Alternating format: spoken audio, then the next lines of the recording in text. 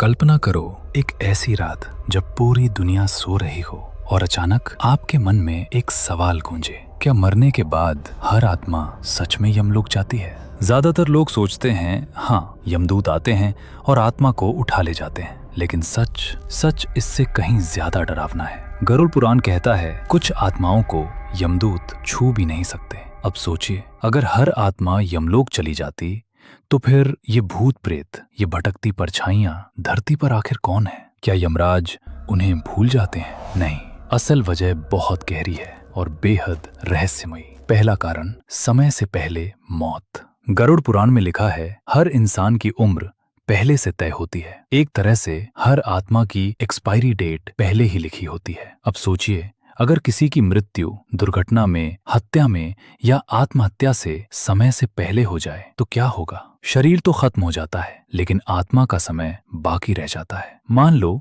किसी की आयु 80 वर्ष लिखी थी और वो 40 में चला गया, तो बाकी के 40 साल वो आत्मा इसी धरती पर अटक जाती है। यमदूत उसे देख सकते हैं पर उसे ले नहीं जा सकते, क्योंकि उसका समय अभी पूरा नहीं हुआ। दूसरा कारण, आत्मा की ऊर्जा खत्म होना। मृत्यु के बाद आत्मा को एक यात्रा करनी होती है, एक लंबा रास्ता यमलोक तक। लेकिन उस यात्रा के लिए शक्ति चाहिए, और वो शक्ति मिलती है पिंडदान, मंत्र, अंतिम संस्कार और प्रार्थना से। अगर किसी का अंतिम संस्कार अधूरा रह जाए या क्रिया ठीक से ना हो तो आत्मा कमजोर पड़ जाती है। यमदूत उसे उठाना चाहते हैं, लेकिन आत्मा चल ही नहीं पाती और वहीं प्रेत योनि में फंस जाती है। तीसरा कारण, सबसे खतरनाक, मोह। कुछ आत्माएं मरने के बाद भी मरती नहीं, क्योंकि उनका मन अब भी वहीं अटका होता है, घर में, पैसे में, रिश्तों में या बदले की आग में। गरुड़ पुराण कहता है जो आत्मा खुद आगे बढ़ने से इनकार कर दे उसे यमदूत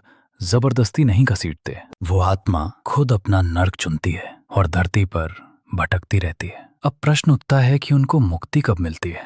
उन आत्माओं को शांति तभी मिलती है जब उनका तय समय पूरा हो जाए या उनके लिए कोई नारायण बलि या विशेष पूजा करे। तभी यमदूत वापस आते हैं और फिर शुरू होता है असली हिसाब। इसलिए हर आत्मा तुरंत यमलोक नहीं जाती, कुछ यहीं रह जाती हैं, खामोश, अदृश्य और शायद आपके आसपास भी। अगर आत्मा की शांति चाहते हो तो कमेंट में लिखो ओम नमः शिवाय।